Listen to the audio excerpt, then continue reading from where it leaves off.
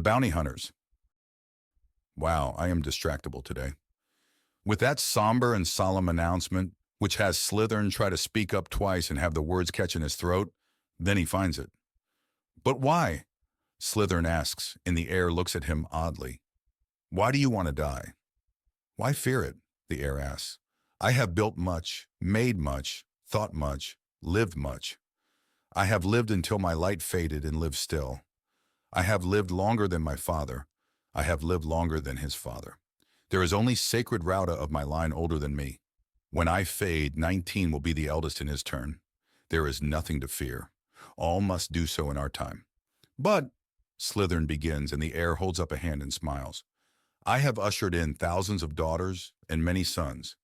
I have been one of the greatest voices in creating the choir, in creating the words for their songs. I have helped my people find spaces and places for ourselves.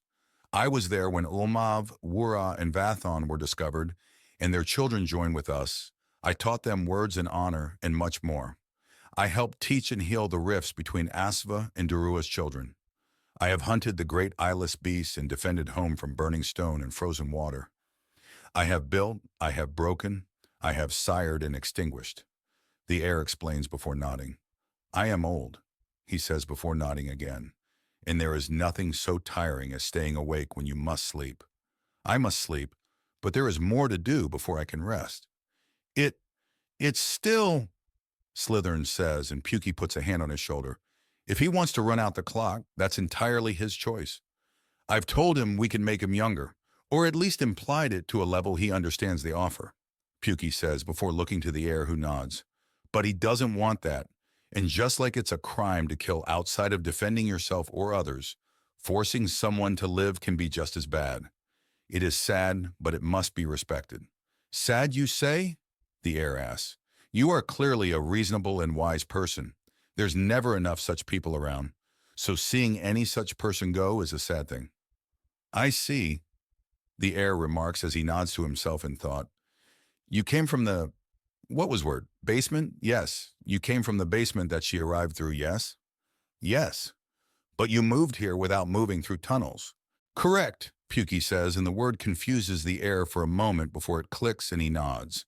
He then turns to the until now very quiet and respectfully shrinking back girls that had followed them through the portal and begins to address them in full. They converse for a few moments and the heir looks considerate. Then he nods to the cheering of the girls. These two will guide you back. They know the way from here. In return, they want you to show them how to use Axiom, and I am curious if it will work, but you will do so without knowing the words. These daughters of Asva and Vathon will learn well. He says indicated the blue slug girl and then the pink one. It will be interesting to teach without a common language, but it can be done, even quickly.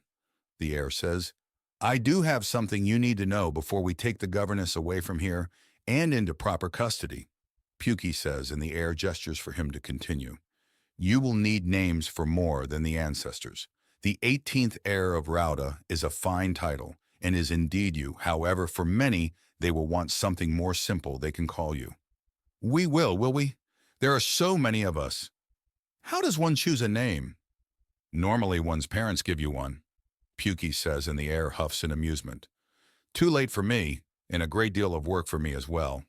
The heir considers as he expands and contracts a little before smiling. The choir, then. I may have made many words, but they made many more. They will be glad to have the honor, and an honor it will be. I'll speak to them and return with a name proper. Why didn't you have them to start with? Slytherin asks. We are all same enough that those who are different have tittles. We are also just starting things. One thing that the governess has taught me that I will be forever thankful for is learning just how much more there is to learn, even in simple things. Still, the heirs of Rauda are prepared. My replacement, the 42nd heir, he is not the youngest, but he will come here. He had spread himself among the choir. Now he will be here on the edge. He is swift of mind, strong of body, and thinks on all things thrice before acting. He will know what to bring into our people and what to turn away, the heir says before nodding. Then he deflates a little. Now it is time for you to leave. I must rest. You're about to die? Slytherin asks in horror, and the air devolves into laughter at that. No, no, child. I'm going to take a nap. It was a long time since I last slept before the governess and you arrived.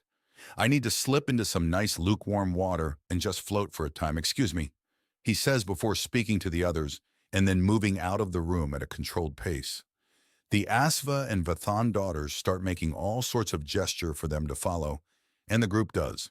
The governess over Pukey's shoulder like a sock of potatoes, and him using a twist of axiom to make sure that whatever trick they use to knock her silly doesn't wear off.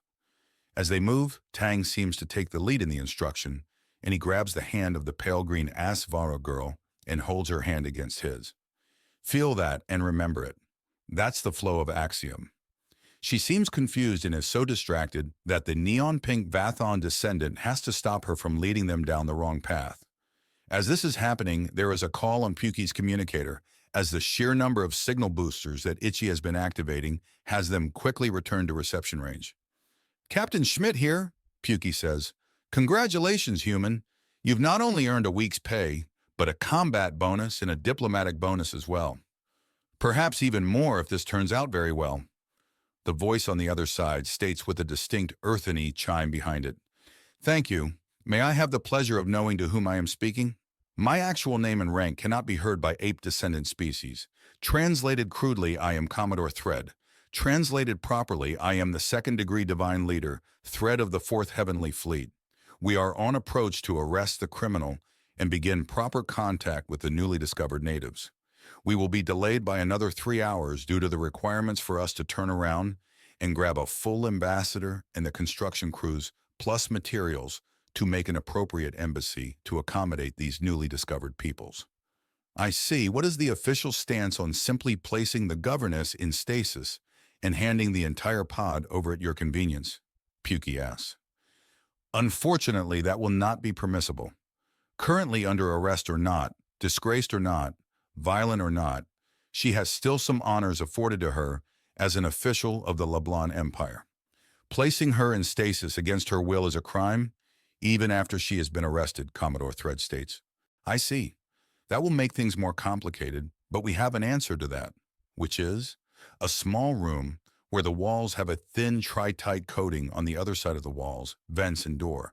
There's no straight line out the chamber, so teleportation is not an option. She can still hurt herself in there, but it will be very, very hard for her to break out, Pukey offers, and there is a slight chiming in response. That will do. Do not worry for furnishing it. She is being temporarily held in that chamber and is not expected to have a bed or meal unless she is held for a day. We will arrive well before then. Excellent. We will see you soon then, ma'am, Pukey says, and he waits for Thread to hang up first. He then pockets the communicator. So that sounded good, Slytherin says. Mostly. Our part in this mess is nearly over, Pukey says before rolling his shoulders. Then we can get to proper work. Proper work? Y'all don't think that finding a whole new species and arresting the governess ain't proper work? Sally demands. It's not what we're here for.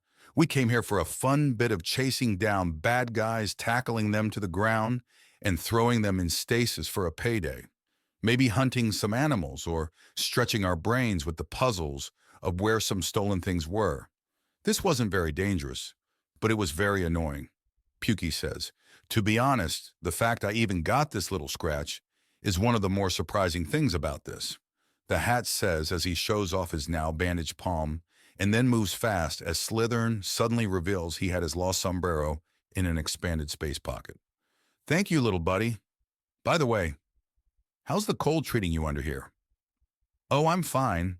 It's cool down here, but nowhere near enough to slow me down.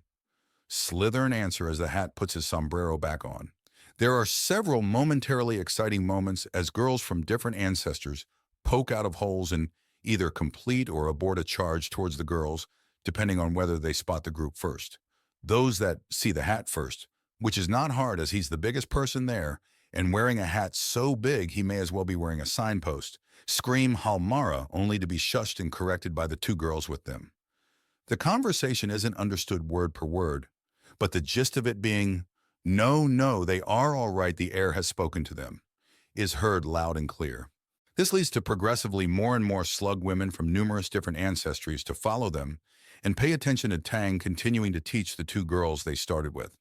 Then he finally gets the proper method for teaching the girls, which is channeling a lot of axiom through one hand and guiding it down hers so they can feel it, followed by punching the air to produce a small concussive wave.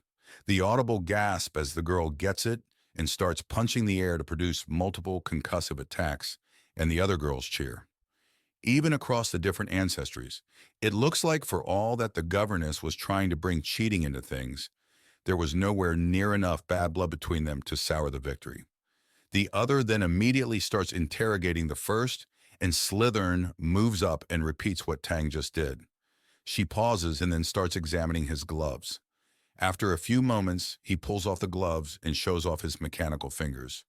Then he points away, and the fingers lock together and project a blade in pale light upwards and outwards. In utter fascination, the slugs all stop and observe as the girl that first examines Slytherin's fingers digs some dirt out of the floor and then flicks them onto the blade. Seeing them just slide off, she begins poking the flat and then very gently taking Slytherin's hand and guiding the deadly holographic blade.